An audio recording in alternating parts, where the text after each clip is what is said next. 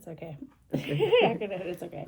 Well, that's really good. Okay. And so let me hear a little bit more about growing up here in Lexington, Kentucky. I guess kind of let's start with what it was like to grow up as a child in a segregated.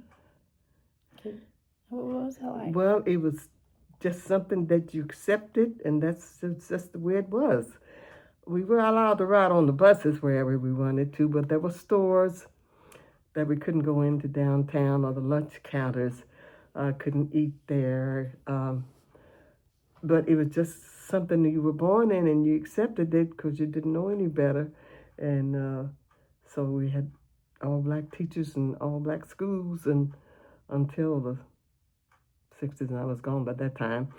And I just felt, we knew where not to go and what not to do. It was pretty safe here in Lexington, Kentucky. Wasn't really any real racial problems that broke out, but we were separate and supposedly equal. Yeah. Our focus was our school and our church. And then going to Douglas Park, which is the all-black Douglas Park, was the one that we could go to, and everybody would congregate, especially on the 4th of July. That was a big day. Everybody put on their shorts and go to something red, white, and blue and go to the park. That was a big day. Then the Recreation Department would have a Wednesday night talent show, which I was in a girls' trio, so we sung on the talent show outside on the porch there a couple of times. And that was our recreation, was going to the park. Of course, I lived on the west side, as we used to call Forest Hill. And now I think that name has dropped, and probably history doesn't even have it written it down, but it was called Forest Hill. That was the Georgetown Street, Oak Street, Charles Avenue, Whitney, and Ash. And that was Forest Hill. And of course, you got to Douglas, that was the county.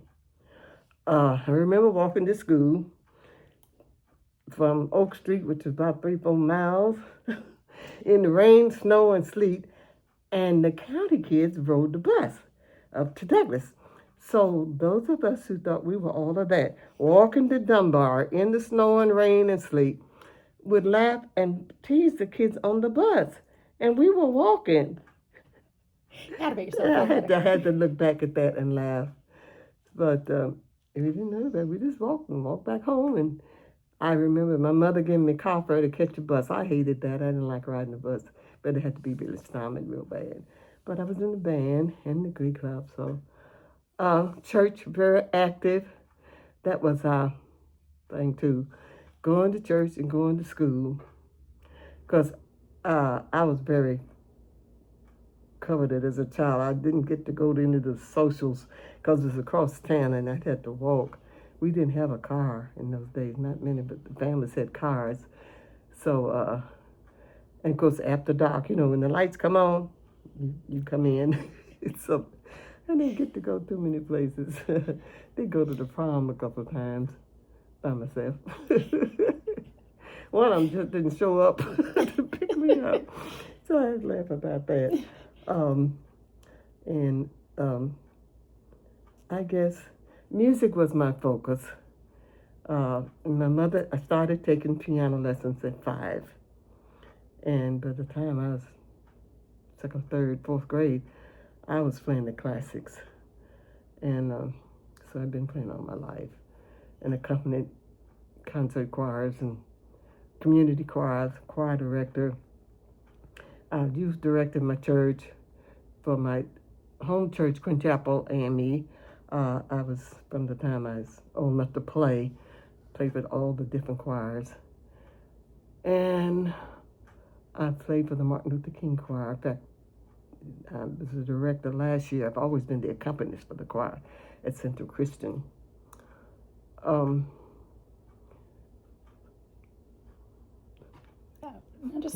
talking about what you've done. Yeah. Okay. We did. Oh, sorry, I don't mean to cut you off. But the initial question was, what was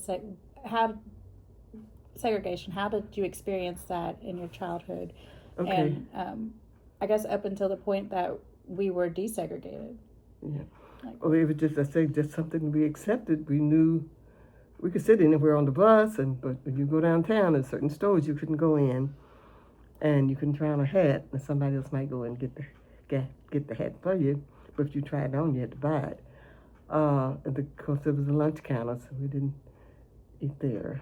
But other than that, I had a very peaceful, quiet childhood, and just accepted the fact we were separate but equal.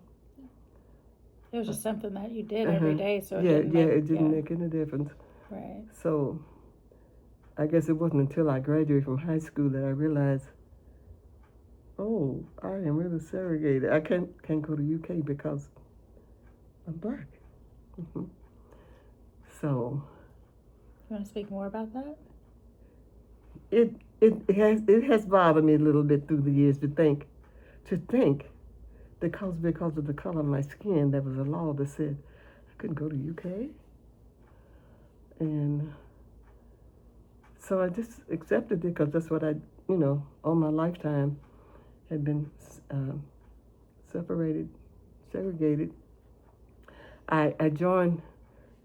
I did get to integrate some because I married a soldier, and so of course in the service, you dealt with different people, and so I had some friends there. But that was the first time I had any encounter with any other persons outside my race. Mm-hmm.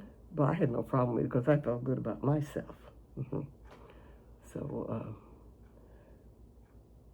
I'll take a quick break here.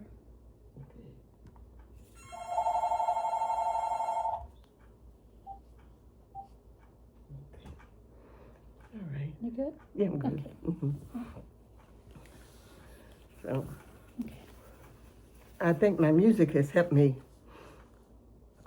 build up because I was a very quiet and shy person, and my music really brought me out because I was able to meet and work with people of different calibers, and they respect me as such as a classical pianist. So I get calls now, even now, to direct or accompany a singer who no one else can read the music. That's the problem now. So I am still recognized as an accomplished musician, so that has made me feel good about myself. Yeah. You even had a scholarship. Yeah, and I have a scholarship at Kentucky State University. Yes. I get a student a year or more for $1,000 a year. So the GPA is up. And right now, they're a little slow about applying and doing what they're supposed to do to make them. So we're looking for an applicant now, and the deadline has passed. So I'm hoping the kids understand and that they are responsible. They have to learn to be responsible to meet deadlines, and so they can get these scholarships. I mean, all they have to do is fill out the application and send a resume, and so we've missed getting a student for the year because of that. But I'm in a predominantly white neighborhood, and I've had no problem. I've been here for 53 years now. And they're all very respectful of me. In fact, they all watch out for me. They've got cameras around the corner here, out in their houses, and one up in the corner there. And so I've had a good relationship with them. I've got 2 black families, one next door here, one on the other side. But it's been good being here, and because at this time I live by myself. I raised my family, they were in high school when I moved from here. I moved from the projects and Thomas Street. Okay. Yeah, so that's just like Thomas Street. They love Thomas Street.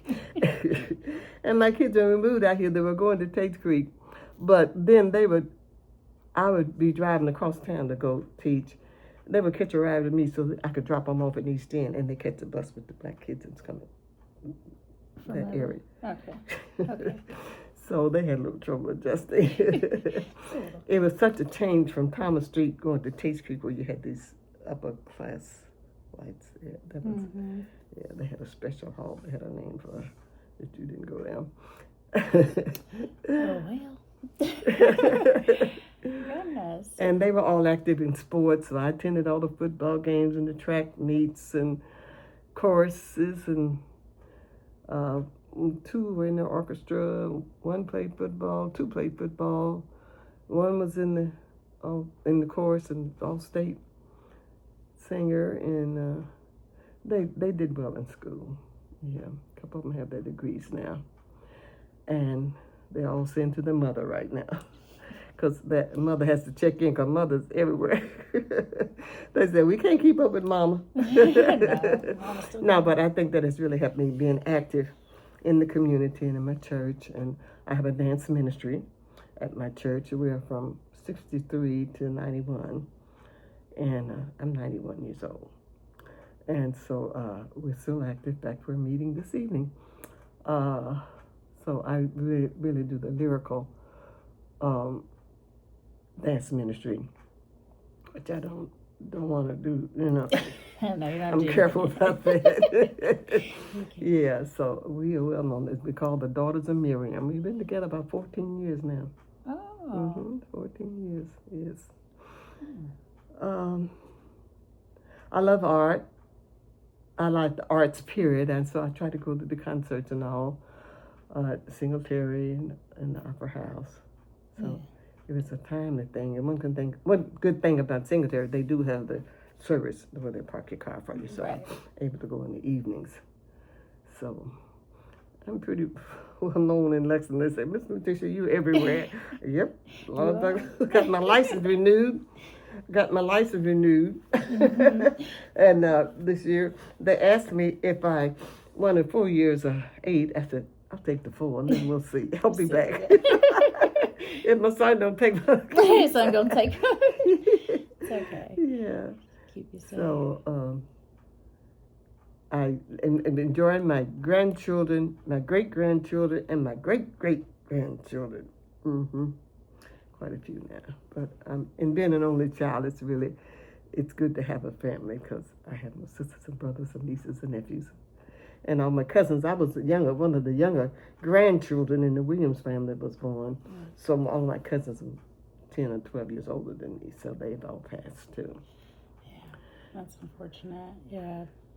So but I've been trying to connect with my Caise family, which I'd already done some history. And then once I got a call from a fourth or fifth generation cousin who wanted to meet me, and I've just been really excited about that, because I love history, and I knew there was more to that we could share together, and we'll come up with some answers here. Well, that's kind of my next question, because you have this long life, a career in music and arts and things like that. And although history, that's arts and science too. What made you want to take a break from kind of, accomplishing things, for yourself, and kind of figuring out more about where you come from? When did that start? I think about the time I was about ready to retire from teaching, and I had already bought this family record book before my mother and I passed, so I could record, from them, or get some oral history. So once I did that, then I started really getting interested in following through with these families and doing some research. I went to Purcell's, and talk with family members. And they, in turn, the Caise family from that area, they also shared some information with me, and I shared what I had. So I think it just continued. I've had to stop from time to time because of my health issues, but I was still wanting to, still needed to know more, especially about my great grand. It would be your great. Your great.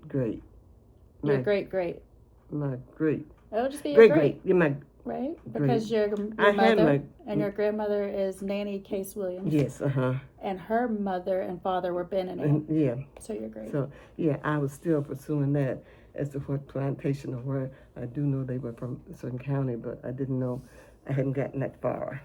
So I'm still wanting to know and seek out my family history and be a part get closer to my family, Yeah. the Caise family, because we are a big family. I guess in Fayette County and Woodford County, probably Jessamine. Georgetown. Scott County. Scott County. We have roots that lead us back to Scott County with Ann Caise, Ann Risk. Okay. Yeah.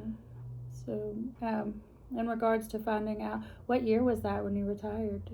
1993. 1993. That's about the time you started looking at the histories. Yeah, I had started before then. Once I got this, and I stopped, and once I got the kids out of the way, that was the time. Let me see. I do some family history, so I made a couple of trips down to Versailles and talked to some family members, and we sharing information back and forth. And that's the family history that talks about going out west with pancakes. Yes. We have so many histories. This year, and they talked about how Ben, he was so large that he had to build him a special chair. Yes. I wonder about that.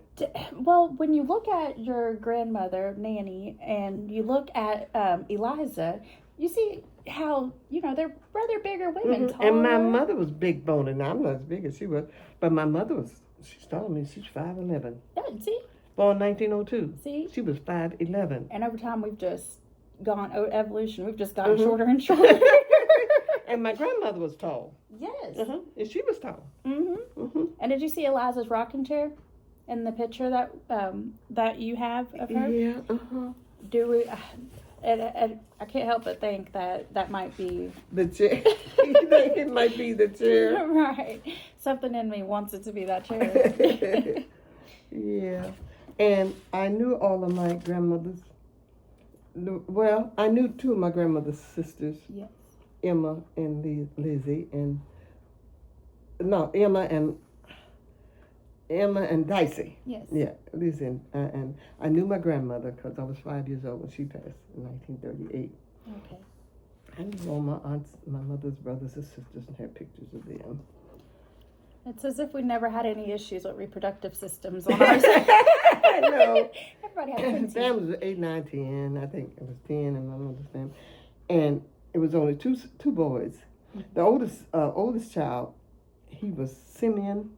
Okay. He was a minister. Oh, yeah, I remember reading that. Yeah, Simeon and A.M.E. church. And he came back to Lexington and stayed with my mother and my auntie. And he had a church here in Kentucky for a while. He's still Simeon Williams. Okay. There's a picture of him. Was it in Ohio first? Was he in Ohio? He was Indiana, I think. Indiana, okay. I I remember it was somewhere else at first, yeah.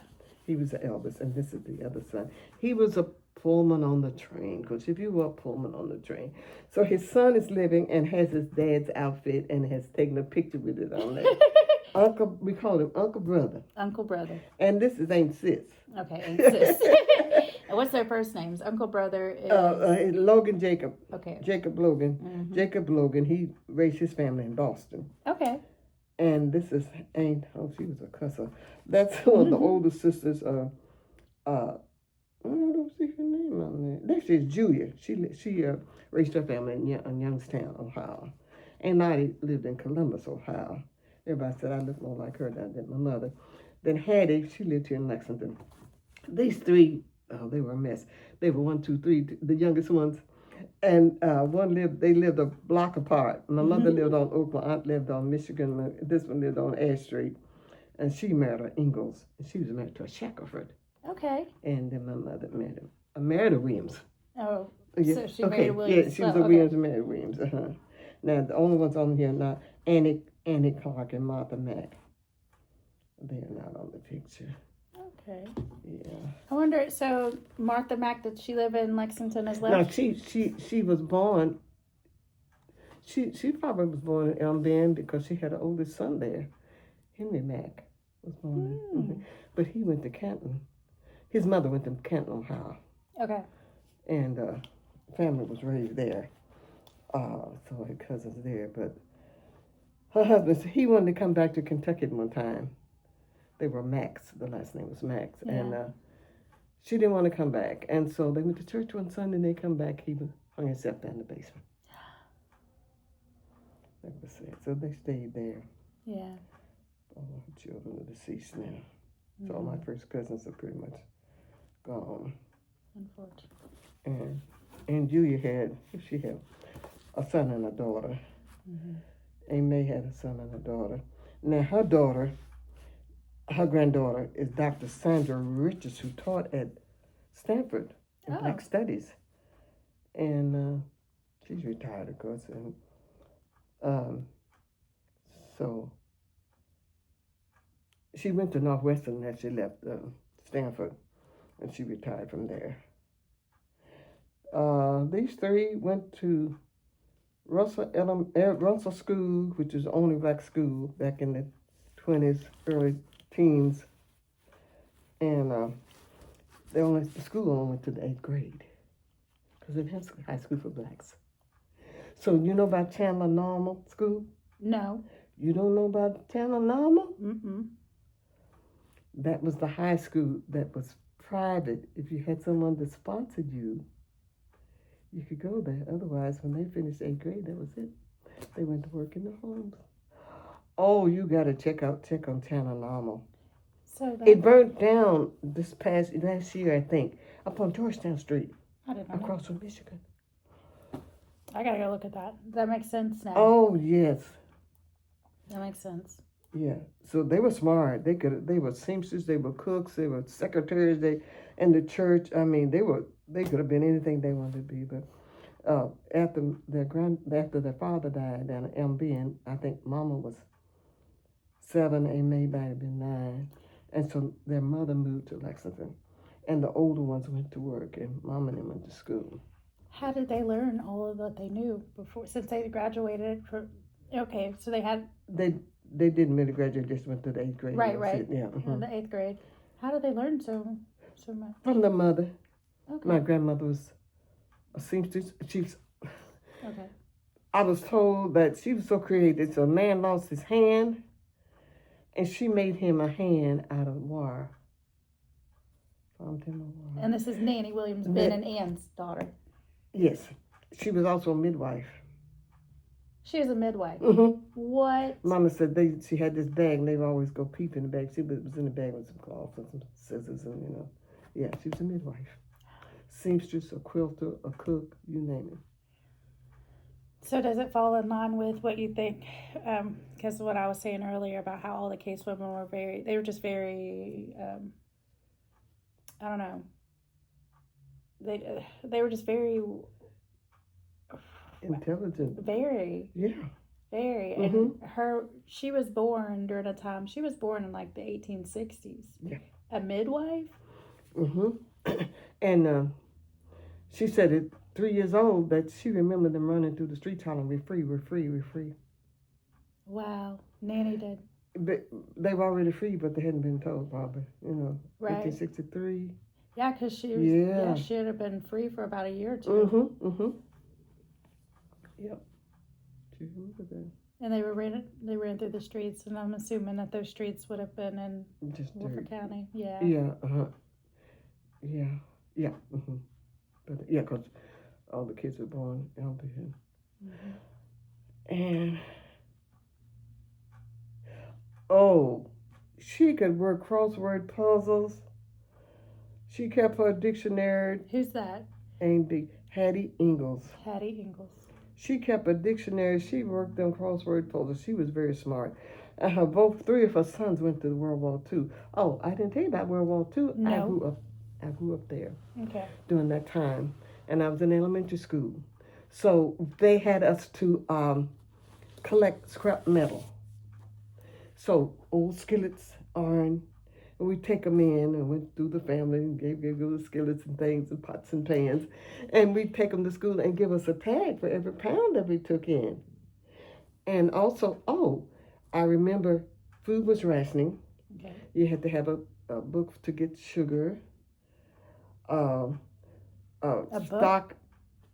coupon book, a rationing book. Oh. And you had to have it to get meat, sugar, shoes. What year was this? In the 40s. Okay. Sugar, shoes, stockings, because they were using the nylon to make the purse parachutes. I remember putting white Karo soap on my cereal. Doesn't sound very good. And they say we were living in Charlie Court, which is the first project, and it's the first time we had hot running water. We didn't know how to act with a bathtub because I was raised up in the sink in the what do you call it, the tub. I know what you're saying. And so they say they would run through the streets and they got meat at supermarket, and you run over and get a slab of meat. They didn't know what it was. It might have been anything. Yeah, just any type of meat over there. Yeah, and we had coupon books where you would go buy your food and your stockings or your shoes. Oh. And I went through that. So do you remember, like, during that time, like the New Deal and all the programs that were being offered by... That came a little later, because I remember before Social Security, they talked about so-and-so getting the pennies. They called it pennies. Okay. And then there was Social Security, because I guess I was born during, excuse me. You need that plate in there. Yeah. Franklin Delano Roosevelt was president. FDR, Yeah. Then there was Truman. Mm-hmm. And I remember all my cousins, this one aunt, she had 3 in the service. Okay, that was at one time, so she had 3 stars. Hattie, yeah. Okay, Hattie Ingalls. Mm-hmm. She had 3 stars. She had all 3 sons there, and she had 1 son, because I didn't have anybody. Mm-hmm. Oh, no, she had a son. But anyway, yeah, it was Sebastian. And we were just very limited as far as food, shoes, stockings, anything that they needed in the service, It was limited. Yeah. Wow. So, yeah, we collect iron and skillets and all, and they would give us, we so proud, we'd get our little tickets of how many pounds we took it. And so that's cool. I have cleaned out the cupboards. Yeah. Were there any, like, really highly racial things happening during that time? Not necessarily to blacks, but, like, even to, like, the Japs is what they referred them to when they attacked Pearl Harbor. I can't remember. I do know that nationwide they gathered up the Japanese and put them all in a camp or whatever. Oh. Mm-hmm. Yeah. They took them out of their homes and put them in a concentration camp. During that time? And yes. People knew about it during that time? Yes. Oh, wow. Mm-hmm. And people weren't worried because they were kind of feared of it? Like they feared the Japs? I don't know what they're going to do. Someone was born and raised here. Yeah. And but they gathered them up about like they did the Indians. Mm-hmm. And put them in a camp. Yeah. Insane. Put them in a camp. But that was so long. Yeah. What a time. I remember my uncle, he was in the service. I got my first bicycle. He sent me the money for me to get a bicycle. I got my bicycle. I tried to save it. I think my mama finally gave it, save stuff. Finally gave it away. I got that bicycle a long time. At least you were very appreciative. And then I had nothing else to do. The pea coat, the Navy pea coat, the Navy that they... The nice pea coats? Yeah, nothing else to do. I had to have one of those. You had one of those? I had a Navy pea coat, yeah. Yeah. That's nice. And I was so tall. I was probably at 11, probably as tall as I am now. And my feet were gone. So I had a hard time getting shoes. Oh, no. Yeah. So, because when we shopped, you had the layaway, Yeah. Okay. Put in layaway, whatever it was, and you pay on it and get it out later. That's what they love. The credit was highly, like, okay. Everybody. Even when I moved here in 72, probably 71, 72, I tried to get a small loan from the bank, and they wouldn't give me no more than $300. For a car in 72. Now, I don't know what it was for, but I needed more than that. Yeah. But it was because I was black. Mm-hmm. I'm mad at myself. I'm still dealing with them. They're very convenient down here on the corner. Oh, goodness. Right here? Yeah, Central. Oh, no. So I ain't forget it. And I get, because it kind of makes me wonder how you were able to move into a predominantly white neighborhood during that time. Well, I was, there was an office that would assist you getting started in a home. Okay. A federal program. And I was looking at some houses in Oakwood Estate, which I'm glad I didn't get there. Yeah. I know what you're talking about. Georgetown Street. Uh-huh. Yes, they're shooting and killing over there. Oh, so I missed the house. So my agent said, well, come on, let me show you out here. So it brought me out here, and this lot was still free, and they was still building around the corner. I want the house up on the corner. I'm glad I didn't get it. Mm-hmm. And this lot was free. I said, okay, I'll go with this. And I realized the railroad across the street didn't matter. I'm so used to sleeping through that train out of it all. So that's why I chose it. And I'm so glad. I'm in a community where the bank's on the corner, the gas station on the corner, Kroger's is up here. Right. And the dollar store, Everything. everything. The mall's up the street. Everything. Because my mother said, I don't know why you want to go way out there. But it's been very convenient because I get my medicine from Kroger, which is right around the car. I can almost walk there. And if I want something from the dollar store, it's right there. If I want something to eat, and go around the corner there and some of the restaurants. Mm-hmm. So it's been very convenient. I don't have to go too far. So I'm trying to see, I work with the church choirs, which hasn't been easy. No, yes. I was a minister of music at Consolidated for several years. Mm-hmm. And then at my home church, Queen Chapel. I moved my membership about 15 years ago to St. Paul, the historical church on Upper Street, what was the Underground Railroad. You know about that? I don't know about that. Tell me more. St. Paul A.M.E. Church on North Upper Street. They probably start doing tours as soon as they finish. But you can go up the little narrow path up to the tower. That's where they came through. In fact, it's on Facebook. St. Paul A.M.E. Church, North Upper Street, Lexington. Underground Railroad. This is one of the last stops. I'll be out there. Don't worry about that. Mm-hmm. And we do tours. It's a little narrow. I've never been. I guess I'm scared. It's a little narrow, rough-looking spot over behind the pulpit. It's about this wide, and you go up there. Yeah. And that's part of the Underground Railroad. Mm-hmm. And here the whole time growing up, I'm thinking it's a real railroad, and it's not. It's church attics and things like that. That's when the kids need to know the history. What is it really all about? But somehow now we've got to get it over to them. Yeah. I had told one of the youth directors, I thought I'd be glad to come in and share some stuff with you. Just my life experience, what I went through. That you don't always have a theater you could go to.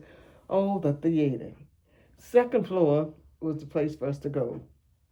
Steps were always nasty. And we'd go up there, and then somebody would throw something down on the white folks, and they'd come up to threaten us and say, anything else over there, we're going to put you out. It was so dirty. It would have been our lie. It was enough. I think that was the only one we could go to, up on the second floor.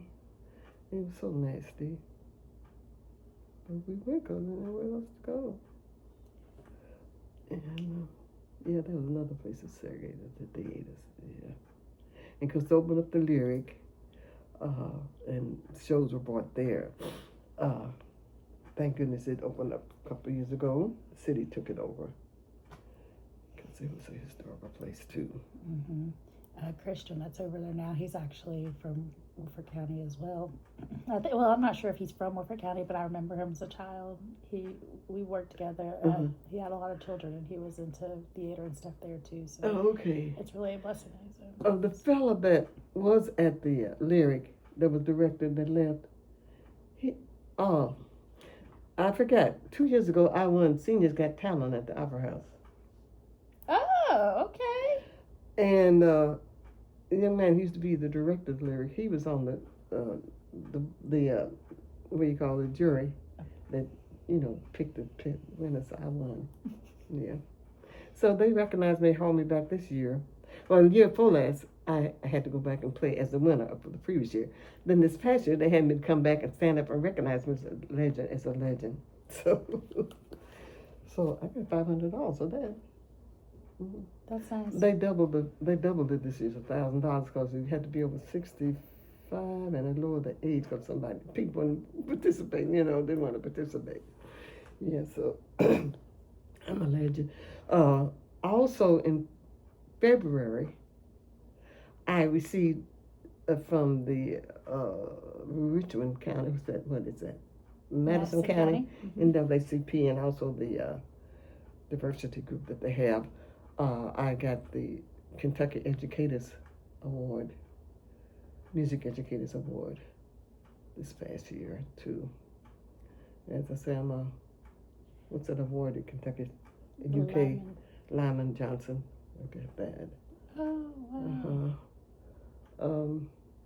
First African is giving me an award. In fact, they had that commission, that picture, and that's me getting a picture of me getting the award for my contribution to music. And in the living room, I've got all my little things. Better I show you. Oh, we can't. Okay. All right. From the AKAs, I got the what was her name?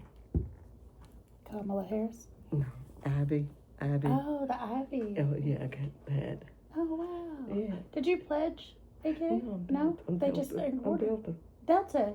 Oh, and they. I think I feel in part. Yeah. So much of what the Delta's done for you. Right. Yeah. And then the what is that other social group? Usually all the college professors and all women belong to it. They gave me an award for my contribution to the community for fine arts 2 straight years. And so very well accomplished. Yeah. I got the N.L. Passmore. He used to be an A.M.E. minister, but he was assistant principal at Henry Clay High School. Oh. And so the old Dunbar High School has is still meeting. We're all in our 70s and 80s and 90s. And every year they give an N.L. Passmore award, so I got that a couple of years ago for my contribution to the community. And of course, the church award. I've been a youth director, conference choir director. Well, in our A.M.E. church, we don't call it national. When we have a meeting, we call it connectional. And I've directed a connectional choir. I did a clown ministry. I tried a little everything. I see. That's how we all are. I told my dance, I said, we can't dance no more, we're going to do puppets. They laughed. Do those puppets? Yeah, okay. Watch. Yeah. I could see. Yeah. So, yeah, I got AKA, and what is the name of the group? Also, the UK Black Voices, about 2 years ago, they recognized me as the first director. So that's what you said. You served as director at UK, the director of Black Voices? How many years was that? Well, it was I probably did it maybe a year or two. We did some programs. They wasn't really organized at that time, but they brought me in so they wanted to do some Black history. And, right. and one of the young men, I had taught him piano, and that one of the young ladies, they knew me well. They recommended me, so I came in and did a choir with them. And so I've been unofficially the first director of the Black Voices. So it's in the history, Lutisha Coleman. Yeah. So how many, this probably has nothing to do with anything other than the fact that you did music. How many different instruments do you know how to play? I played the bell lyre. Okay. In high school and college. Piano, keyboard, that's it. Yeah. That's all you need, and a beautiful voice. I have a little voice. You can tell I'm a contralto. But when I'm the choir, this one if I have a voice, I'm teaching these choirs. I'm teaching soprano. Now I can sing soprano. I can sing either high or low. I'm either soprano or a tenor. Yeah. But alto, my voice shade, it kills me. So I've done choirs. So I did the Black Church. No, I did the Martin Luther King choir at Central Christian last year. And I was supposed to do it. I guess I'm doing it. And the gentleman who was doing Marion Rogers, he's kind of handicapped. He kind of passed it over to me at the last minute last year. Supposed to be doing it this year, but it won't matter to me. They got a new minister because he said the program was too long. It was 2 hours last year, and it was too long. So he and the young man, you said something about Kristen Smith, who belongs to East 2nd Street. He's on the committee. So they are just going to cut out a couple of songs. So it's fine with me if I have to direct and play too. So we'll do Total Praise, Lift Every Voice. I like that song. Yeah. And the committee, it's the Central Christian and East 2nd Street General, they're Disciples of Christ, all the same denomination. Okay. So they have a committee together. So they always demand that we do total praise. So that will be one of our special selections. Mm-hmm. But I'm going to make a call to the pastor because I don't know what's going on. I've met with them already. I don't like to do things. I'm a planner. Give me a pen and pencil. I'm notes, and sometimes I can't find my notes, but I got them somewhere. I'll venture find them. Yeah. And but we start rehearsal in January because it's the second. It's the second or third. I think it's the third Sunday afternoon that we do it. Okay. Mm-hmm. And it's an interdenominational, interracial choir of about 45 or 50 people or more. Mm-hmm. And so they're kind of dragging their feet, and I like things done on time. Right. And because some people told me last year, I didn't know about the rehearsals. I thought, Marion didn't send it out to everybody. So I've been checking on that. A young man who's supposed to be working with me. Right.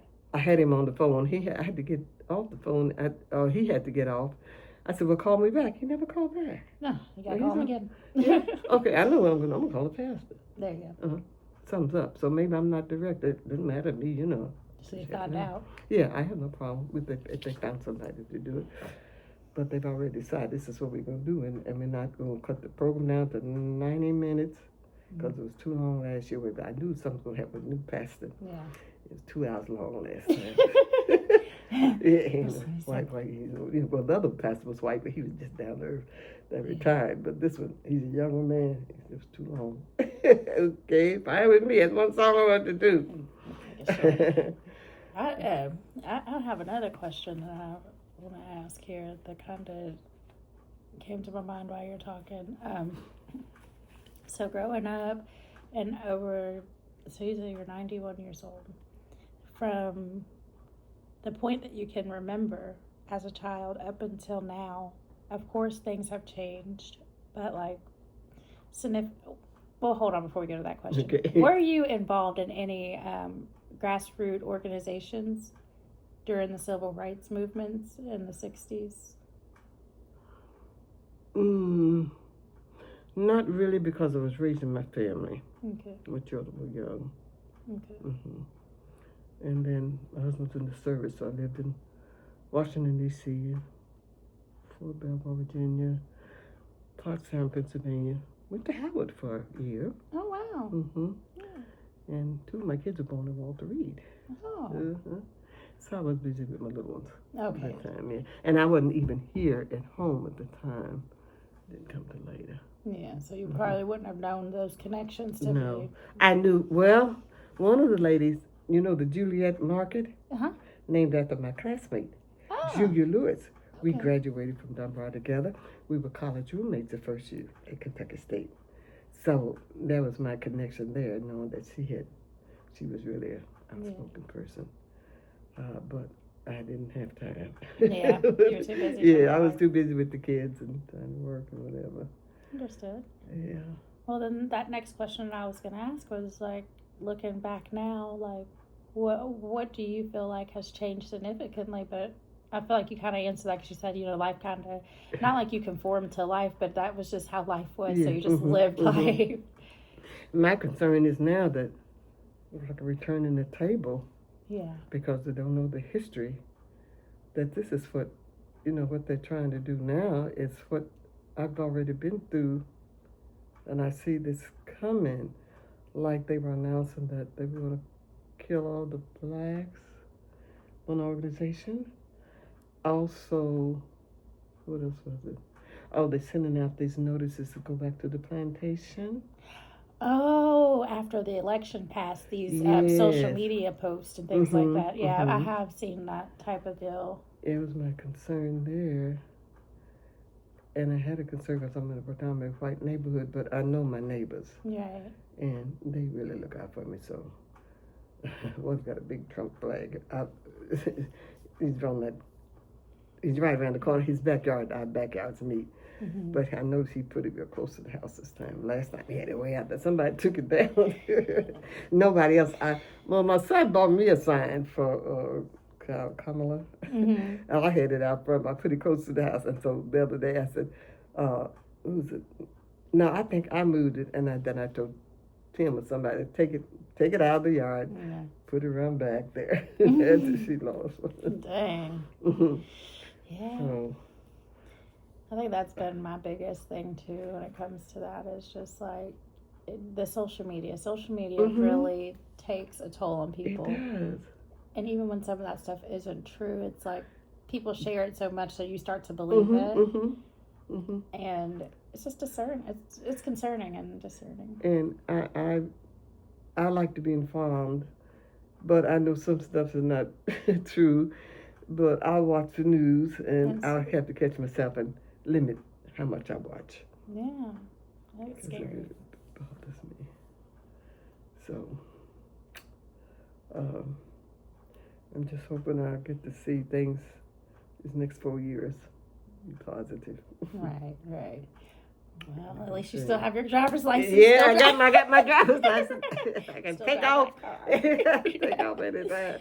That's what you were saying earlier about how, you didn't have a car at first. Yeah, a long time before I had a car. Long time before I had my license.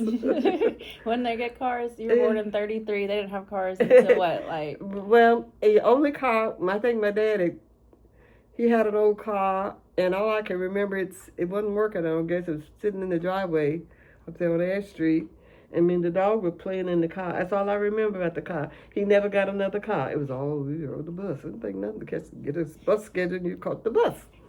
You don't need a car.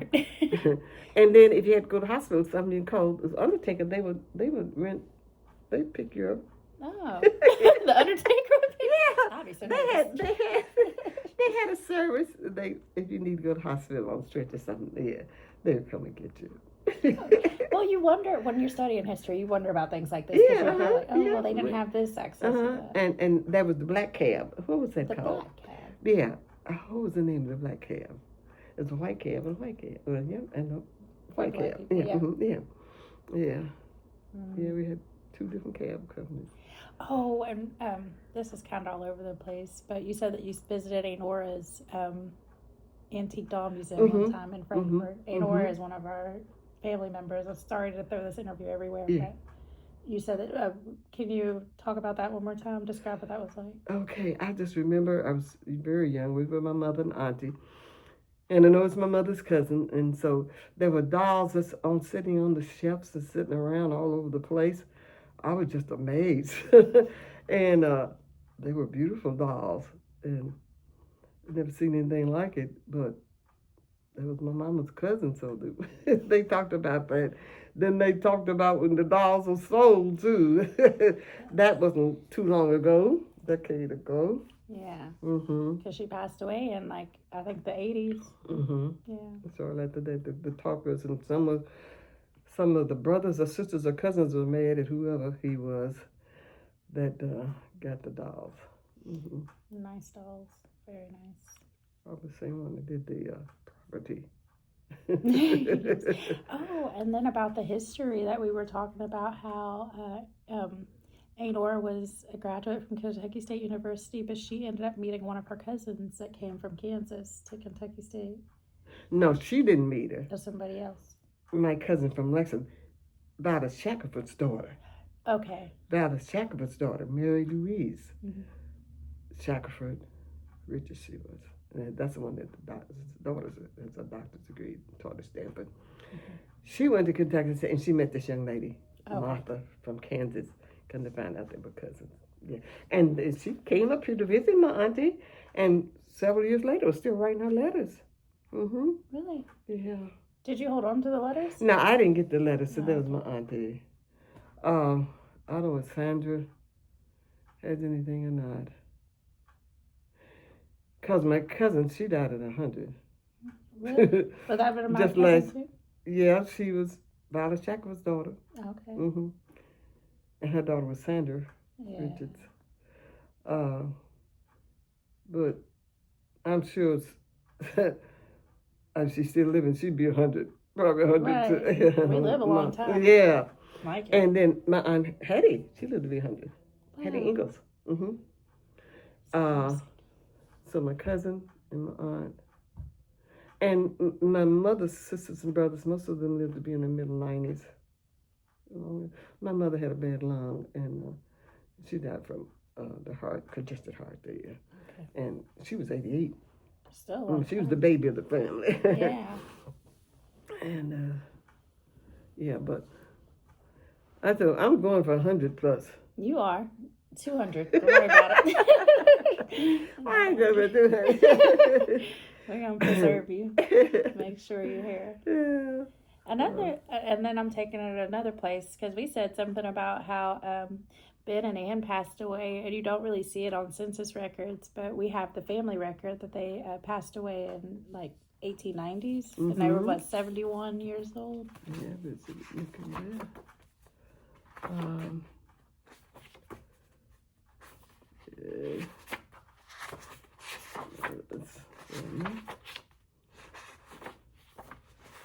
Okay.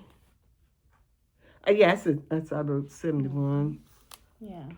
So Ben died on January 12th, 1893, and died April 9th, 1894. 71.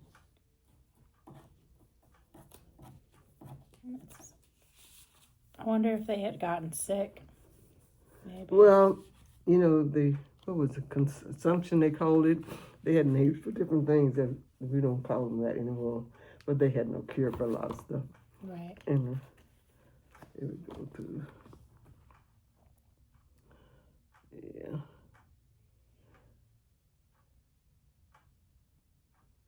Yeah, I got to meet Aunt Emma, Aunt Dicey, my grandmother Nannie. And what's so confusing, the next generation, they named all the kids, everybody named their kids after one of the daddies or uncles or aunts or whatever. And we had to figure out who's who. Right. So, but my mother's siblings, they went to Boston, Canton, Ohio, Columbus, Ohio, and Lexington, and Cleveland. My oldest aunt, she was sitting in Cleveland for a while. She was the party girl. She came back to Lexington for a while. Did you ever attend any basket meetings in Elm Bend? Yeah, one time, and all I can remember is the flies. Oh. I was a little girl, and we outside eating, and I'm trying to keep the flies off my food. I remember being outside. That's all I remember. You didn't want to be out there. Yeah. And, the A.M.E. church, it's A.M.E.'s, the churches belong to the conference. So, they would ask me questions about the church down there, because they had to do something about it. So I think they finally sold the land where the church was on. I don't remember anything, just been outside with the food and the flies. Yeah. Yeah, I was very young. I don't remember nothing else. Basket meetings. Yeah, I went to the basket meeting. Okay, and you think of anything else very significant that maybe we should say? I've got a cousin. He's been here from the Mac family, C-Mac, we call him C-Mac. Mm-hmm. He's done a lot of family history too. In fact, he came one weekend and spent time with me and recorded all that I had. Yeah.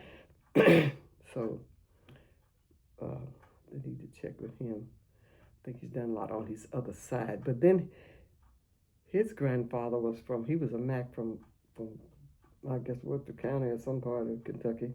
Mm-hmm. So he's done a lot on that side. But yeah, so I do have another cousin who's done some history. Okay. But he got the Williams side, and the Caise side, he mostly got it from me. So it'd probably be the same thing. Okay. That's all right. I think my next turn for this will be to try to do genealogy. Okay. I'm hoping that Aunt Kat already said that she will, but I'm hoping that I can trace the paternal side through Aunt Kat, and then I'll have to figure out how to do the maternal side. So, like, but Aunt Riz, is it?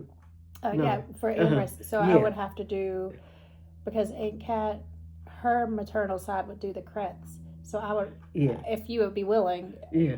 maybe go through you to do the wrist side, because you would be maternal. Yeah. Okay. So she could be the paternal for Ben, and and then we could go from there on exactly what, maybe we could figure out where, what part of Africa we come from, Yeah. or what tribe, Indian tribe Anne is a part of. That's what, because they said somebody, was it Ann Riss's mother?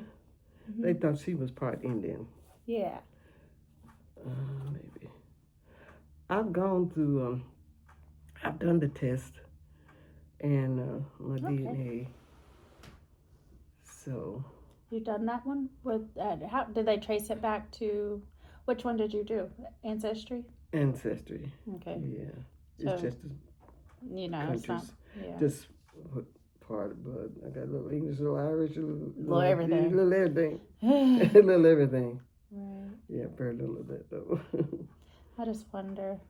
I wonder, because my goal is to try to figure out, where did we land, and who was the first enslaver? Where did we start? When we got to the Americas, where did we start? And then I want to take it a little step further, because I keep learning about how a lot of Africans were converted to Christianity. And while I don't question my religion or what I am, I do wonder if we started off Muslim. I do. That's just something that I'm just, Yeah. And then the bourbon thing. Yeah. I knew one of the grandfathers came from Virginia. I know that much. He was talking about that he was separated from his mom and his sisters and brothers. They were sold, and he moved home. That's who I think Ben was. I think this story about. You think? I feel like that was Ben. That story started in Virginia. Because my mother said they do remember grandfather and him. Used to play with his beard or something. I don't know what he had twisted down. Nurse last night. They remembered he had a beard. Yeah, I think so. I had made some notes of some comments I made. That probably was something else.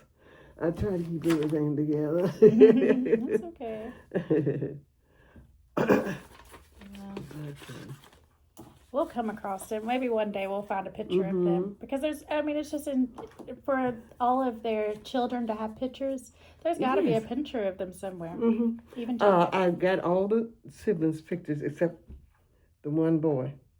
I've asked the daughter. She claims she didn't. We don't. Really don't. Nobody has a picture of Jacob. You know what? He's got to look like his sons, because they all look alike. He's got to be a copy. They got to be a carbon copy of him. I think some to some extent he looks like, like you said, everybody kind of. So we got to figure it out. So there's I just don't believe that there's pictures of everybody else before 1900, but not him or his parents. So there's pictures somewhere of those three. We just got to figure out who's got them or where they might be located. I guess one of the public records. It's got to be a place we can find it. I really want to go down to the courthouse at the sales. Yeah, they have a lot. And pull that book. I'm going to end the recording here. All right. Okay. Make sure it saves. Okay. Okay. I'm so glad to have somebody to talk to that it's sharing when I want to know what I want to know. And the one thing I found out that this Spar family is not was not the owners. No, we don't have to worry about them people. That's kind of a little bit of a disgrace anyway. We don't want to be. No. Not that we want to be owned, but if we're going to be owned. Okay. We were owned by a prominent white family. They were very rich. They owned 398 acres of good land, the Fords, and we were enslaved. And what was it? I wrote it down somewhere. The address was, I used to remember, it's Ford Mills Road. It's like 1650. 16. Hold on, don't quote me. Okay. That address might be wrong. Matter of fact, I have hard copies of everything. Oh. It's not all on my phone. My kids, now you need to get that on the computer. Okay, well, y'all gonna do it? Right. No. It takes a lot to put it all on the computer sometimes. It really does. But I had printed a lot of this out. Oh, good.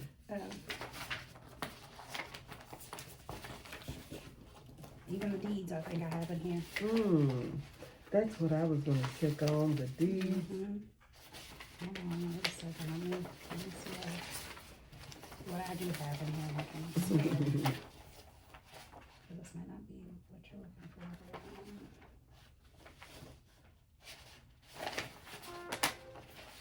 That's probably my ride. If it's in the front door. Jesus, why didn't I go through here and organize before I came? Hold on, go ahead. I'm not sure what, this might be my other research that I'm looking at. Yeah, just give me the name again and I'll write it down. James P. Ford. James P. Ford. And they were the Ford family in Norfolk County. Okay. This is all of my research about the bourbon industry. Oh. That's why I'm not able to find what I'm looking for. Let me hold that for you. Thank you. Thank you. Sorry. Because I picked up one research project and then it turns into 3 more because I'm just looking and find so much. But I know for a fact that I had what I'm telling you about. Family roots, here it is. Okay. Because this was from Oris history right there.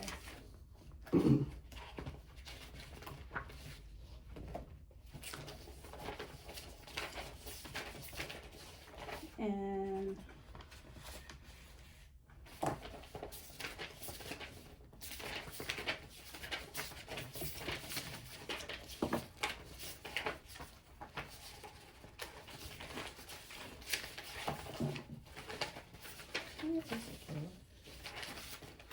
this is a letter that my cousin sent my mother during World War II.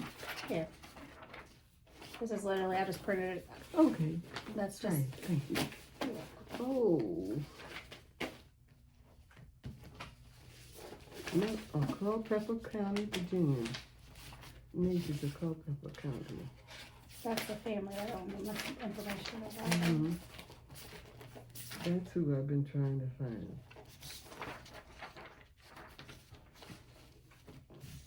I'm gonna get this organized.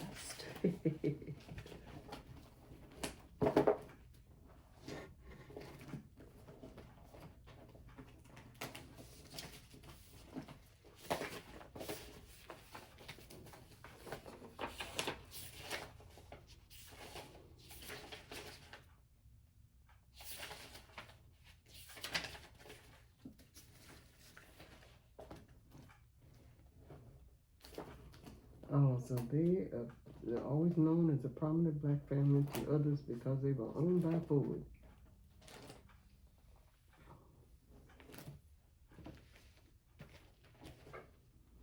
So you were considered well off or not by the status of the white family that owned you. Yeah. That used to be when they worked in the homes. And they bragged about, oh, she works out on Shinaway. Oh yeah, they would brag about that. If they were a maid, you worked out and you worked for the big family, rich family. And because A.M.E. worked for the Pettits. You know, Pettit used to be the big mayor of Lexington. Oh yeah. She was. And that was, she raised him. She was, you know, what do you call that when they little kids? And she would travel. They go south of the Florida. She'd go and take her son with her because he was small. Yeah, and he would come to my aunt's every Christmas and bring her a flower.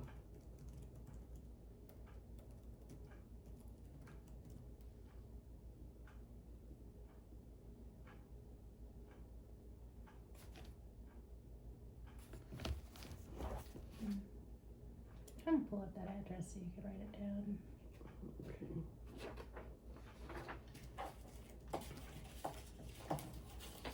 1660. 1660. Ford Mills Road. 1660. Ford's Mill Road. Oh, Which house okay. is. It's worth $1 million almost Oh my goodness. today. It last sold for $450,000 in 2012. So that's for the Ford. And they Yeah. have, and I'm going to work with the BGT, and I would love to get you involved to tell the story of our family there. Okay. So Okay. but I'm trying to wait until I get it all organized. Yeah. Somebody called me about a year or two ago, and you wanted me to do some oral history. Well, it was mostly about the west end of town, Forest Hill, and we couldn't get together schedules. So I never. Before we leave, this is just to, I'll let you read it. Okay. It's just like saying Okay. basically like it's okay to Okay. put that out there, that oral Okay. history. So just Your sign part here. is the interviewee. Okay. Yes, ma'am.